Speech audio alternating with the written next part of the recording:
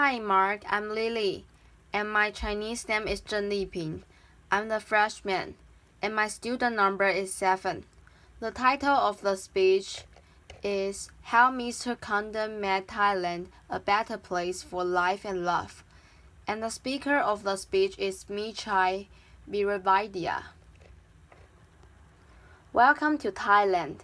Now, when I was a young man, 40 years ago, the country was very, very poor with lots and lots and lots of people living in poverty.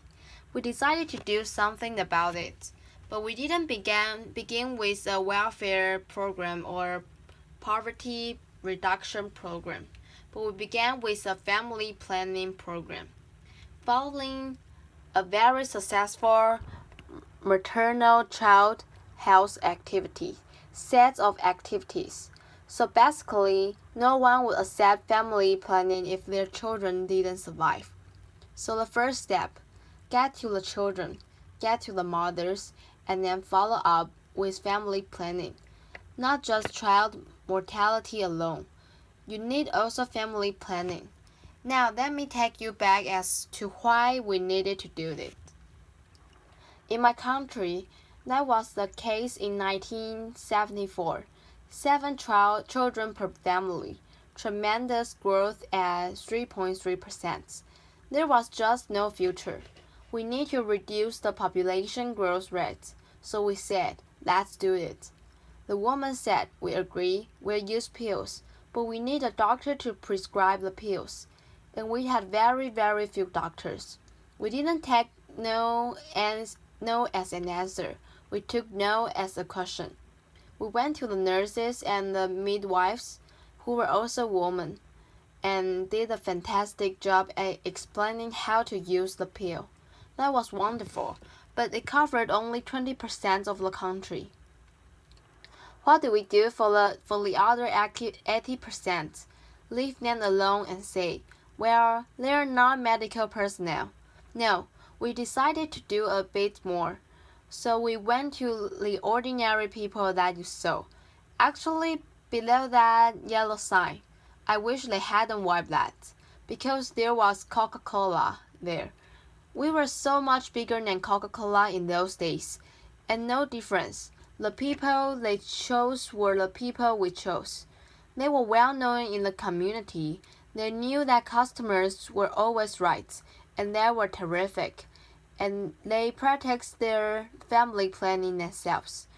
So they could supply pills and condoms throughout the country, in every village of the country. So there we are. We went to the people who were seen as the cause of the problem to be the solution. Wherever there were people, and you can see boats with the women selling things. Here's the floating market selling bananas and crabs and also contraceptives. Wherever you find people, you'll find contraceptives in Thailand. And then we decided, why not get to religion, because in the Philippines, the Catholic Church was pretty strong, and Thai people were Buddhist. We went to them and they said, look, could you help us? I'm there. The one in blue, not the yellow, holding a bowl of holy water for the monk to sprinkle holy water on pills and condoms for the sanctity of the family. And this picture was sent throughout the country. So some of the monks in the village were doing the same thing themselves. And the women were saying, no wonder we have no side effects. It's been blessed. That was their perception. And then we went to teachers. You need everybody to be involved in trying to provide whatever it is that makes humanity a better place. So we went to the teachers. Over 250,000 were taught about family planning with the new alphabets: A, B for birds, C for condom, I for IUD, V for vasectomy. And then we had the snacks and leathers game, where you throw dice. If you land on anything for family planning, you move ahead. Like, mother takes the pill every night. Very good. Mother, move ahead. Uncle buys a condom. Very good, uncle. Move ahead. Uncle gets drunk, doesn't use condom. Come back, start again. Laughter. Again, education, class entertainments. And the kids were doing it in school too. We had relay races with condoms. We had children's condom blowing championship. And before long, the condom was known as the girl's best friend. In Thailand, for poor people, diamonds don't make it, so the condom is the girl's best friend. We introduced our first microcredits program in 1975, and the women who organized it said, "We only want to lend to women who practice family planning. If you're pregnant, take care of your pregnancy. If you're not pregnant, you can take a loan out from us." And that was run by them. And after 36 years, it's still going on. It's a part of the Village Development Bank. It's not a real bank, but it's a fund, microcredits. And we didn't need a big organization to run it. It was run by the villagers themselves. And you probably hardly see the Thai men there. It's always women, women, women, women. And then we thought we'd help America, because America's been helping everyone, whether they want help or not. Laughter. And this is on the 4th of July. We decided to provide vasectomy to old men, but in particular, American men to the front of the queue, right up to the ambassador's residence during his unclear. And the hotel gave us the ballroom for it. Very appropriate room. Laughter. And since it was near lunchtime, they said, "All right, we'll give you some lunch. Of course, it must be American cola. You get 2 rents, Coke and Pepsi. And then the food is either hamburger or hot dog. And I thought a hot dog would be more symbolic." Laughter. And here is this. Nyan, young man called Willie Baum who worked for the USAID. Obviously, he's had his vasectomy because his hot dog is half eaten, and he was very happy. It made a lot of news in America, and it angered some people also. I said, "Don't worry, come over and I'll do the whole lot of you." Laughter. And what happened? In all these things, from 7 children to 1.5 children, population growth rates of 3.3 to 0.5. You could call it a Coca-Cola approach if you like. It was exactly the same thing. I'm not sure whether Coca-Cola followed us or we followed Coca-Cola, but we're good friends. And so that's the case of everyone joining in. We didn't have a strong government, we didn't have lots of doctors, but it's everybody's job who can change attitude and behavior. Then AIDS came along and hit Thailand, and we had to stop doing a lot of good things to fight AIDS. But unfortunately, the government was in denial. So our work wasn't affected. So I thought, well, if you can't go to the government, go to the military. So I went to the military and asked to power 300 radio stations. They have more than the government, and they've got more guns than the government. So I asked them, could they help us in our fight against HIV? And after I gave them statistics, they said, yes, okay, you can use all the radio stations, television stations. And that's when we went onto the airwaves. And then we got a new prime minister soon after that. And he said, Mechai, could you come and join? He asked me in because he liked my wife a lot. So I said, okay. He became the chairman of the National AIDS Committee and increased the budget 50-fold. Every ministry, even judges, had to be involved in AIDS education. Everyone. And we said the public, institutions, religious institutions, schools, everyone was involved. And there, every media person had to be trained for HIV. And we gave every station half a minute extra for advertising to earn more money. So they were happy with that. And then AIDS education in all schools starting from university. And these are high school kids teaching high school kids. And the best teacher were the girls, not the boys. And they were terrific. And these girls who go around teaching about safe sex and HIV were known as Mother Teresa. And then we went down one more step.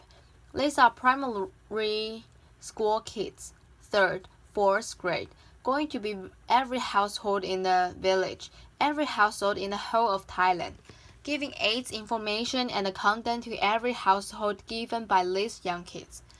And no parents objected because we were trying to save lives, and this was a lifesaver. And we said everyone needs to be involved. So you have the company also realizing that sick staff don't work and dead customers don't buy. So they all trend. And then we have this Captain Condon with his Harvard MBA, going to schools and night spots. And they loved him. You need a symbol of something in every country, every program. You need a symbol. And this is probably the best things he's ever done with his MBA. Laughter. And then we gave condoms out everywhere on the streets. Everywhere. In taxis, you get condoms. And also in traffic, the policemen give you condoms. Our cops and robbers programs. Laughter. So can you imagine New York policemen giving out condoms? Of course I can, and they'd enjoy it immensely. I see them standing around right now everywhere. Imagine if they had condoms given out to all sorts of people. And then new change, we had hair bands, clothing, and a condom for your mobile phone during the rainy season. Laughter. And these were the condoms that we introduced. One says, weapon of mass protection. We found.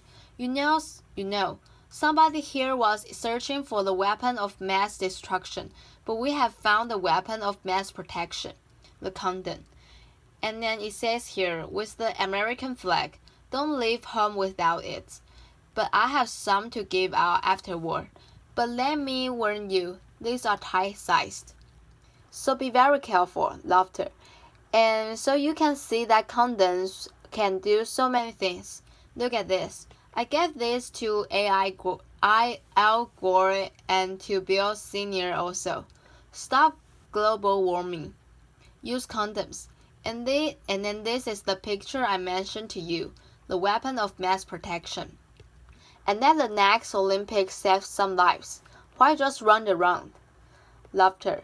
And then finally, in Thailand, we're Buddhist. We don't have a God. So instead we say, in Robert we trust. Laughter. So you can see that we add everything to our endeavor to make life better for the people. We had condoms in all the refrigerators in hotel and the schools, because alcohol impairs judgments. And then what happened? After all this time, everybody joined in. According to the UN, new cases of HIV declined by 90%, and according to the World Bank, 70.7 million lives were saved. Otherwise, there wouldn't be many Thais walking around today. So it just showed you could do something about it. 90% of the funding came from Thailand. There was political commitment, some financial commitment, and everybody joined in the fight. So just don't leave it to the specialists and doctors and nurses. We all need to help. Then we decided to help people out of poverty. Now that we got it somewhat out of the way, this time not with government alone, but in cooperation with the business community. Because poor people are business people who lack business skills and access to credit. Those are the things to be provided by the business community. We're trying to turn them into barefoot entrepreneur, little business people. The only way out of poverty is through business enterprise. So that was done. The money goes from the company into the village via tree planting. It's not a free gift. They plant the trees and the money goes into their microcredit fund, which we call the Village Development Bank. Everybody joins in, and they feel they own the bank because they have brought the money in. And before you can borrow the money, you need to be trained. And we believe if you want to help the poor, those who are living in poverty, access to credit must be a human right. Access to credit must be a human right. Otherwise, they'll never get out of poverty. And then before getting a loan, you must be trained. Here's what we call a barefoot MBA, teaching people how to do business so that when they borrow money, they'll succeed with the business. These are some of the business: mushrooms, crabs, vegetables, trees, fruits, and this is very interesting. Nike ice cream and Nike biscuits. This is a village sponsored by Nike. They say they should stop making shoes and clothes. Make this better because we can afford them. And then we have silk, Thai silk. Now we're making Scottish tartan, as you can see on the left, to sell to all people of Scottish ancestry. So anyone sitting in and watching TV, get in touch with me. And then this is our answer to Starbucks in Thailand. Coffee and condoms. See Starbucks you awake. We keep you awake and alive. That's the difference. Can you imagine at every Starbucks that you can also get condoms? You can order your condoms with your cappuccino. And then now, finally in education, we want to change the school as being underutilized into a place where it's a lifelong learning center for everyone. We call this our school-based integrated rural development, and it's a center, a focal point for economic and social development. Reduce the school, make it serve the community needs. And here's the bamboo building, all of them on bamboo. This is a geodesic dome made of bamboo, and I'm sure Buckminster Fuller would be very, very proud to see a bamboo geodesic dome. And we use vegetables around the school ground so they raise their own vegetables. And then finally, I firmly believe if we want the MDGs to work, the Millennium Development Goals, we need to add family planning to it. Of course, child mortality first and then family planning. Everyone needs family planning service. It's underutilized. So we have now found the weapon of mass protection, and we also ask the next Olympics to be involved in saving lives. And then, finally, that is our network. And these are our Thai tulips. Laughter. Thank you very much indeed. Applause.